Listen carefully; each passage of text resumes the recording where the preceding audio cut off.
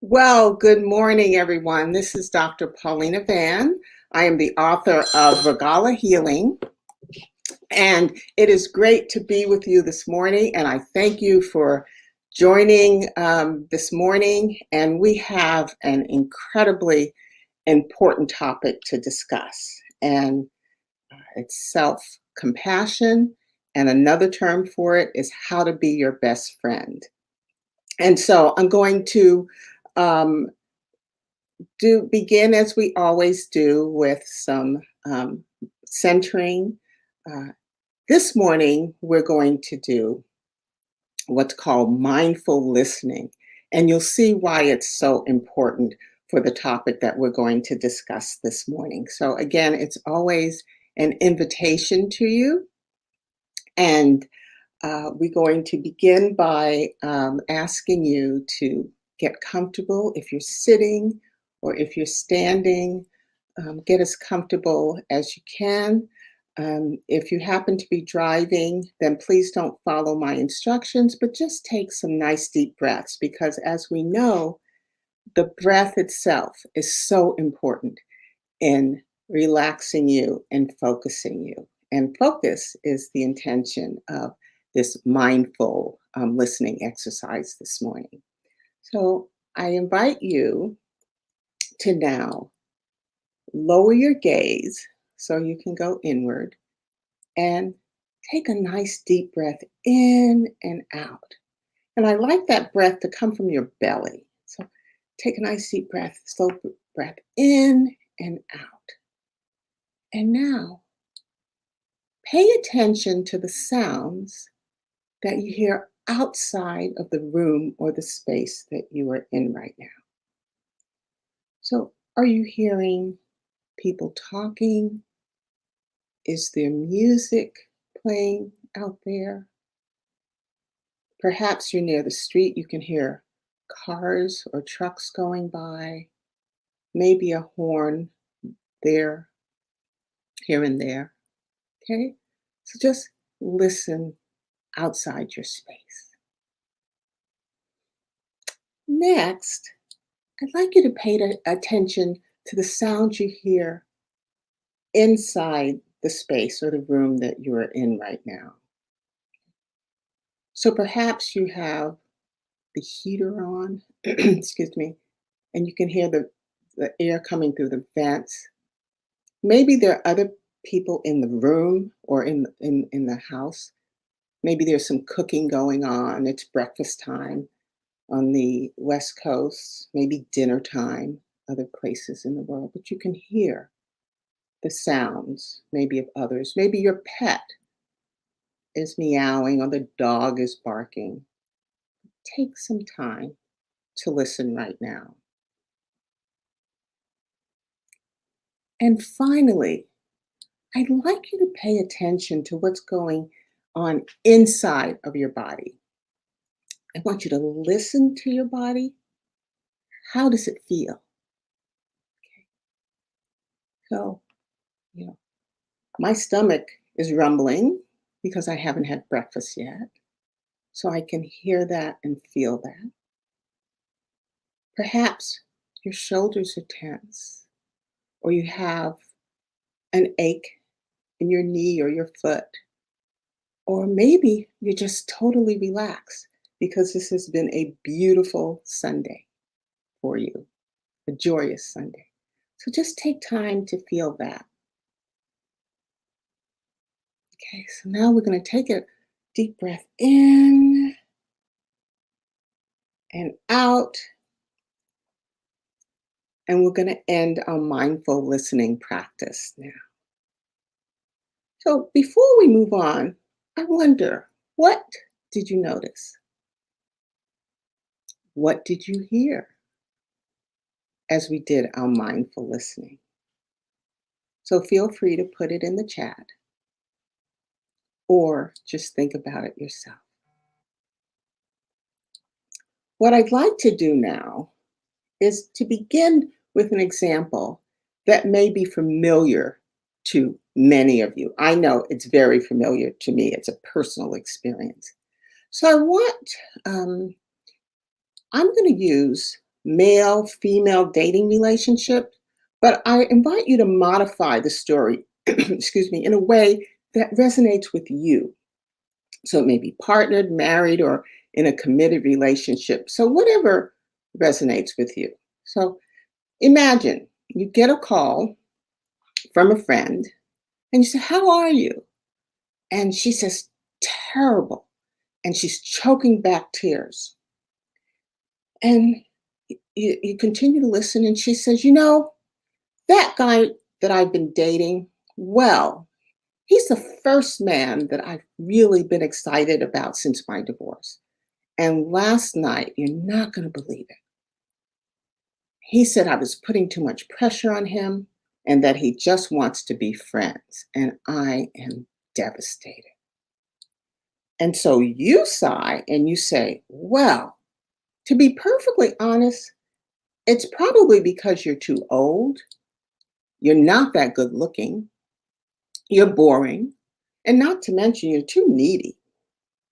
And your clothes don't fit, you have a bad hair day every day. You know what? If I were you, I'd just give up now because there's really no hope of you finding love. I mean, frankly, you don't deserve it. Now, what I've just said is pretty shocking, isn't it? It's mean and it's cruel. Would you ever talk this way to somebody you really cared about? Of course not. But surprisingly, this is exactly the type of thing we say to ourselves in situations that are similar to this. Or even, we may even say things that are worse. We may say things that are cruel and harsh and insensitive to our own selves. So, with self compassion, we learn to speak to ourselves like a good friend. We may use words such as, "I'm so sorry. How are you right now? You must be so upset. Remember, I'm here for you and I deeply appreciate you. What can I do to help or comfort you?" So it may seem awkward or unnatural to respond to yourself in the first place or respond in this caring and soothing manner. Self critical responses are learned.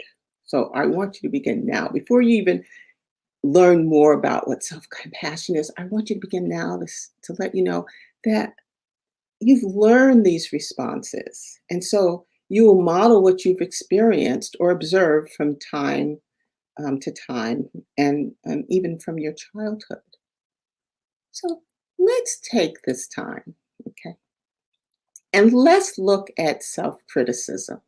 We got to look at it if we're going to address it and kind of minimize it and hopefully get rid of it. Self criticism is not a motivator.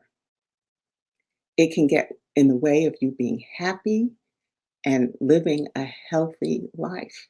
Okay. I call it happily navigating through the world. It can prevent that. Research has shown that it makes us weaker. So self criticism makes us weaker when we're facing failure, disappointments, emotional trauma. Self criticism is less likely to help us to learn from our failures. Society has taught us to be perfect, to achieve more and win, work harder, and be our best.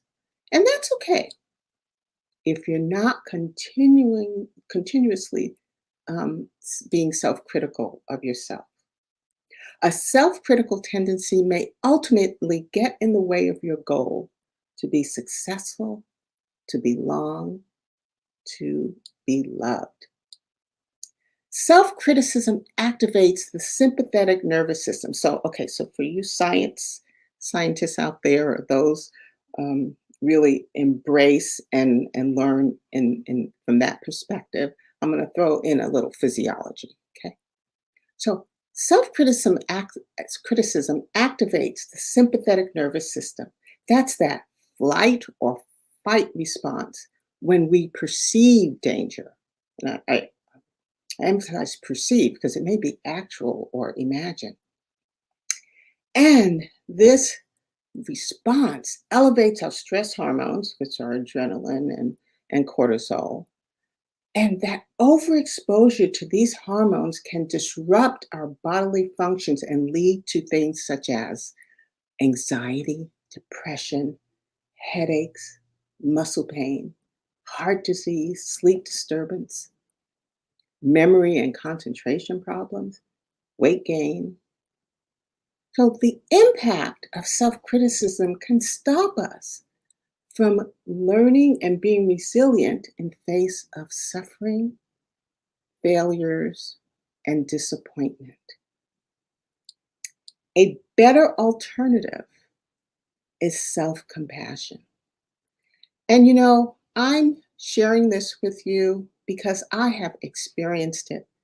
And one of the things that I have struggled with is this being perfect, being perfect. So that is part of the ingredients of self criticism. But let's talk about self compassion. The germination of self compassion is from Dr. Kirsten Neff. She studied locally here in the Bay Area at University of California, Berkeley. She was a doctoral student, and she was going through a really hard divorce. And she found that self compassion was an antidote to her suffering, and it really changed the way she related to herself.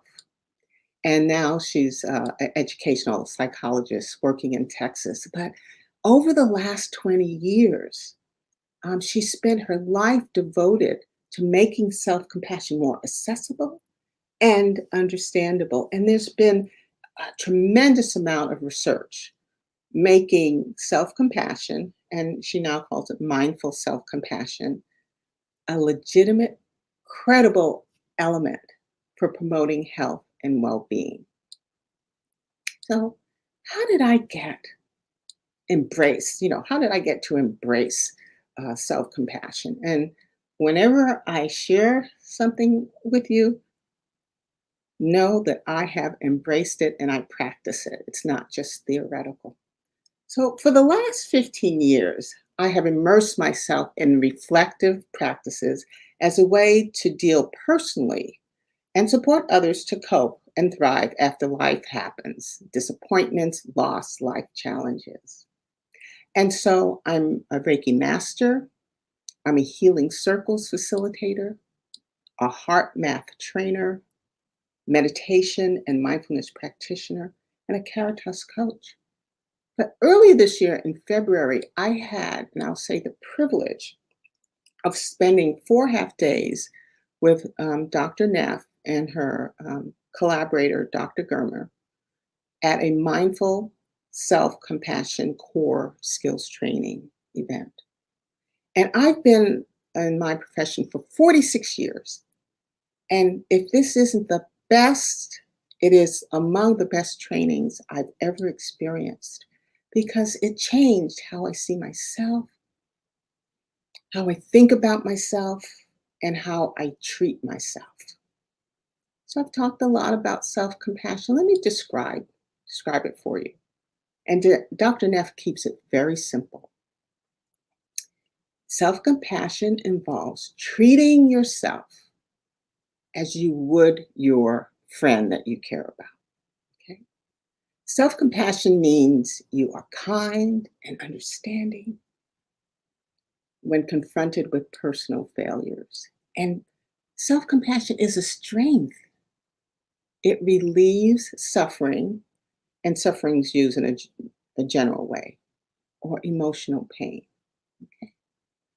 So Dr. Neff says in her description of self-compassion that there are three elements: self-kindness, common humanity, and mindfulness. So I'm going to take us through each of these, beginning with self-kindness, because that's the one that's kind of awkward, right? We treat others really well, um, or at least we try to, and then we forget about ourselves. So, self kindness can be described as treating yourself with care and understanding instead of judging yourself or criticizing yourself.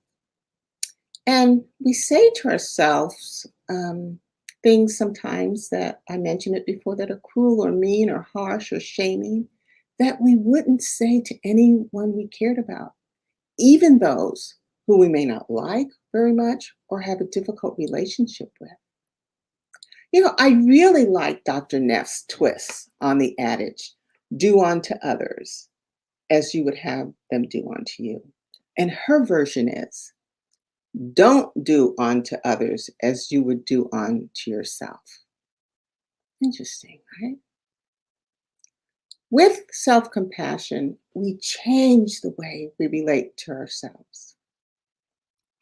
We treat ourselves with kindness, caring, understanding, patience, as we would our friends or someone we cared about.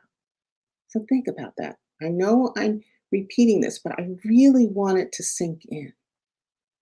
Self compassion, it involves at least two major aspects. There's the soothing aspect, um, that is comforting yourself like you would a friend, but there's also this kind of fierce aspect in which you stand up for yourself and you protect yourself and you draw boundaries. But today, we're going to talk about the soothing aspect of self compassion. Okay. Next is common humanity. And I really want us to pay attention to this because everyone, we got to know that everyone is imperfect.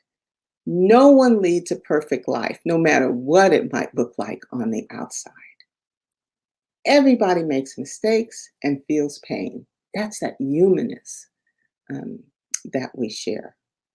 If we fail or something goes wrong, we feel like we're the only one that makes mistakes or makes these mistakes. And that can lead to you feeling isolated. I know I have experienced that. With self compassion, we realize that life happens to everyone, no matter where you are. Okay. Understanding that we're not alone in our mistakes and weaknesses and failures really can give us some comfort. Making mistakes is a human part of everyone's life. Suffering and inadequacies are a part of a shared experience. And I'm going to share my one of my many experiences. Well, I was single for 17 years. I was going to say 17 decades. That's what it felt like. But 17 years after divorce. I had no trouble dating, but I wanted to remarry. And, I would say to myself, why can't I find a husband? Okay. I have wonderful friends who are married, and I was regularly the third wheel. I love them for that. They just took me everywhere with them. But I kept saying, what's wrong with me? Why can't I attract a mate? And so it wasn't until I changed my thinking and my perception about myself, I ended my pity party, that I was able to attract the wonderful husband I have today, almost 3 years. So I think we're still newlyweds. My daughter had a lot to do with this, and she said to me, she said, first, Mama, you have to be the person you want to attract. Pretty sage advice, huh? Next, I wrote this poem about perfection. And I think I will read it. I had thought about whether I would share it, but I think it's appropriate right about now. And it's in my book, Regala Healing, and we'll let you know where to get it. It's on my Shopify site. But it's entitled Perfection. Perfection was my aim. Perfection was just a game. Perfection had its place. Perfection delayed my pace. Perfection was a deception. Perfection created a false perception. Perfection is no longer my claim. Loving myself with fervor will take me further. So remember, no one's perfect. We are human, and perfect is not the aim. The third and last aspect I'll talk to you about self compassion is mindfulness. Okay, so remember, we began our session with a mindfulness exercise, and mindfulness is the foundation of self compassion. Okay, so it's a key step in compassion. It's your willingness to observe your negative thoughts and emotions with openness and clarity so that they are held in mindful awareness. Okay, so let me stop there. In order to even address this self criticism and develop an inner ally, you have to recognize, you have to say, I'm doing this. I'm going to take time and look, as painful as it may be, I'm going to look at what my thoughts are and I'm going to be aware of them so I can address them. A classic definition of mindfulness is that it's non judgmental, a receptive state of mind in which one observes thoughts, feelings as they are without trying to suppress or deny them. You know, we cannot ignore our pain and feel compassion at the same time. You either have a pity party or you're good, kind to yourself. You must step aside and step outside of yourself and ask, what do you need? Validating our emotions without criticizing ourselves. Okay. Well, if you're not convinced yet that self compassion is important, let me give you what some of the benefits of self compassion. Okay. So, the more compassionate you are, or increased self compassion is associated with, and all these are greater life satisfaction, wisdom, happiness, optimism. You're going to have better relationships, you're going to be more compassionate with others, socially connected. You're going to be more resilient when you're coping, more self worth, positive body image in your mind. Also, this not only works personally, but your self compassion can translate to performance and success in anything you try to do, and including work. So, know that it's okay to fail. And I want to share something with you. I'm a professor in a local university, and students are, the A is the goal, right? The A is the goal. And not everybody is capable or even wants to achieve an A, but a lot of people do. So when students fall short of their personal goal or the standards of the course, they beat themselves up. And my approach with my students is to say, look at what happened. How did you prepare? How did you, prepare to perform? How did you prepare to create? So take a look at that. But also know that failures or performing below your goal can be a learning experience. So instead of putting that energy into the past and, oh my goodness, I'm no good, I'm a failure, my parents are going to be upset, I encourage them to move that energy into looking at their failure as an opportunity to do better.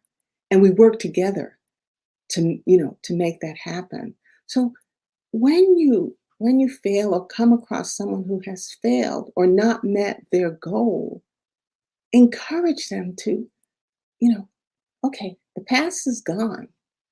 What you can do is be in the present and make that difference. Okay? All right. Self-compassion is also associated with a lower tendency to be self-critical. So that's our goal. To experience depression and anxiety symptoms, and also lower that perfectionism bar. All right. Lastly, what I want to do with us this morning is I want to share with you a practice to boost your self compassion. And um, there are many ways, and there's so much I want to tell you this morning, and we may have to have a part two. But this is called a self compassion break that's been developed by Dr. Neff. And so we're going to start first with finding for you a physical gesture or touch that feels supportive. Okay. Okay. So I'm going to show you four of them, and then I'd like you to choose the one that works for you. And we're going to use it later in the practice. Okay. So I always want to give you tools for your toolbox. So the first gesture is putting your hands over your heart. And I know I'm lifting my hands a little higher than my heart, but I'd like you to see it. And just feel the warmth of your hands and your hands touching your skin. Okay. Just see how that feels for you. Is that your comforting gesture? The next one I like to offer you is that make a fist, put it on your heart. Again, I'm raising it a little higher so you can see. And the fist, for some people, represents strength and courage and power. And so just put your hand over there, over your fist, and see if that's a comforting gesture for you. Okay?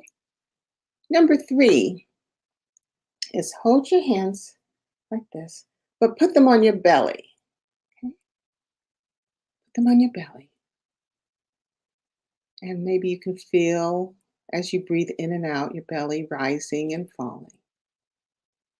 But feel the warmth from your hands and see if that's a soothing, comforting gesture. And then the last one I'd like to offer you is putting your hands on your face, just cupping, embracing your face, and see if that works.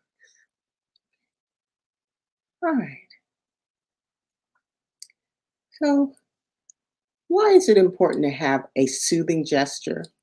Because it kind of cuts through the mental chatter and helps you to go straight towards comforting yourself. So we're going to begin the practice, and I'll let you know when I need you to do your soothing and comforting gesture. I invite you to lower your gaze or close your eyes, and this will help you to go inward because this practice is about going inward. Okay? Thank you. Now, think of a situation in your life that is difficult, that is causing you some stress. So it may be relationship, it may be work, it may be your health. Now, because we're practicing, I ask that you don't choose something that's just overwhelming, but just choose something that's kind of causing you a bit of stress. Call that situation to mind, specifically what was said What did you say? Did the other person or people say? What happened? What were you afraid would happen? Okay. And as you call the situation to mind, I want you to actually feel the stress and the emotional discomfort in your body. So for me, my chest gets tight or my stomach starts to hurt. My shoulders may get tense. Okay. So you have that in mind. What I'm going to do now is to begin saying phrases to evoke those three aspects of self compassion. So we're going to begin with mindfulness. So I'm going to say again some phrases to bring this to the forefront so that you can recognize what's causing you stress. Okay. This is a moment of suffering. You may also say, this hurts, or ouch, or this is stress. So if neither of those work for you, think of your phrase that will help to bring this to the forefront of your thinking. Next, we're going to talk about common humanity. Remember, we all are imperfect. Suffering is a part of life, you may say to yourself. Or other people feel this way. I'm not alone. We all struggle in our lives. Do any of those work for you? If not, think of your own. Lastly, we're going to call and do that soothing gesture before we do self kindness. Okay. So, my favorite one is hands over heart. Sometimes it's the belly, but today I'm going to do hands over heart. And we're going to do the self kindness. Okay.